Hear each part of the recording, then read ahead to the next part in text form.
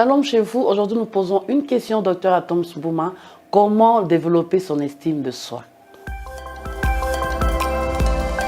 Merci encore, Pasteur Toti, au sujet de cette question. Voilà, c'est quand même une question assez régulière actuellement dans notre société. Et bon, on se demande, est-ce que le milieu chrétien doit en parler aussi?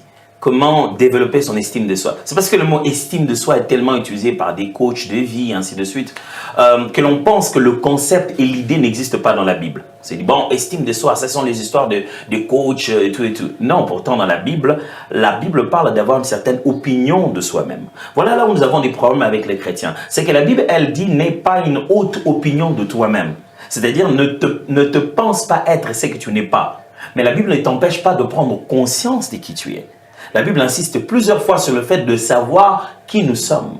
La question ici est comment on peut développer cette façon d'estimer que ce que nous sommes est suffisant. C'est ça l'estime de soi, la considération et la valeur que tu te donnes à toi-même et qui devient ton point de base pour pouvoir interagir avec la société. Tu n'attends pas que l'on dise de toi qui tu es, tu sais qui tu es. Vous vous souvenez des premières questions qu'on posait à Jésus, même à Jean-Baptiste, on lui a dit, dis-nous qui tu es.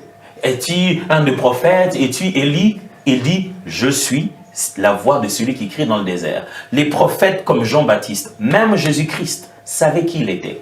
Il était clair, il savait qui il était. Vous savez comment on développe son estime de soi? Premièrement, acceptez vos limites.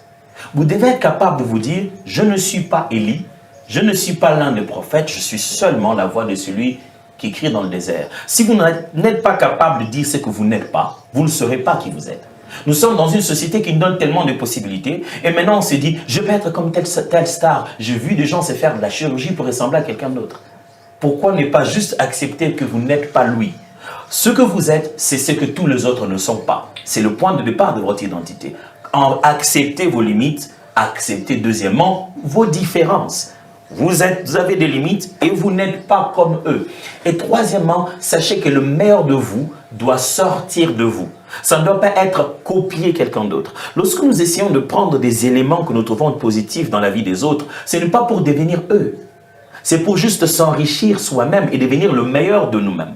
Premièrement, acceptez vos limites. Deuxièmement, acceptez vos différences. Troisièmement, essayez d'imiter, mais ne devenez pas une copie-collée. Ne devenez pas à tout point de vue ce que l'autre personne est. Et quatrièmement, considérez que votre opinion peut s'améliorer. Vous avez l'impression que c'est un peu un cheveu dans la soupe. Hein? Qu'est-ce que je veux dire? Dans le milieu dans lequel nous vivons, nous sommes jugés sur base de notre façon de réfléchir. Qu'est-ce que tu as dit? Comment tu penses? Qu'est-ce que tu penses? Et les gens nous jugent par rapport à ça.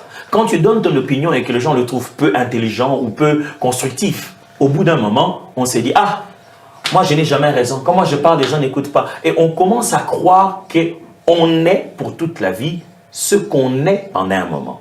Je nuance davantage. Ce que tu as été pendant un moment, parce que tu avais peu de connaissances, tu étais encore jeune, tu n'avais pas le diplôme approprié, tu n'avais pas encore fréquenté certains milieux. Ce que tu as été pendant ce moment, tu ne l'es pas pour toujours. Mais nous vivons dans un monde où si tu as été quelque chose une fois, les hommes te collent l'étiquette. Et cette étiquette-là, ce n'est pas toi. Tu peux avoir été jeune et puis tu vas grandir. C'est la Bible qui dit, quand j'étais enfant, je parlais comme un enfant. Je m'exprimais comme un enfant. Maintenant que je grandis, je parle comme un grand. On finit par quitter l'enfance et grandir. Alors, ce que vous êtes, ce n'est pas ce que vous êtes maintenant. C'est la nature qui se développe en vous. Alors, imaginons un grain de sénévé. Imaginons juste un noyau de mangue. Le petit noyau tout sec, ce n'est pas ça toute la mangue. Après l'arbre, ce n'est pas ça toute la mangue, ce n'est que le manguier. Ça va se développer. Alors vous n'allez pas me dire que l'arbre, il n'y a pas de mangue dedans. La mangue est à l'intérieur. Ce que tu es maintenant, ce n'est pas tout ce que tu es. Ce n'est qu'une partie que tu as exprimée jusqu'ici. Alors souvenez-vous, vous voulez améliorer votre estime de soi, suivez très bien ces 4 éléments que je vous ai donnés. Vous voulez que je résume? Reprenez la vidéo à zéro. Dieu vous bénisse. Merci, j'ose croire que quelqu'un a été vraiment édifié.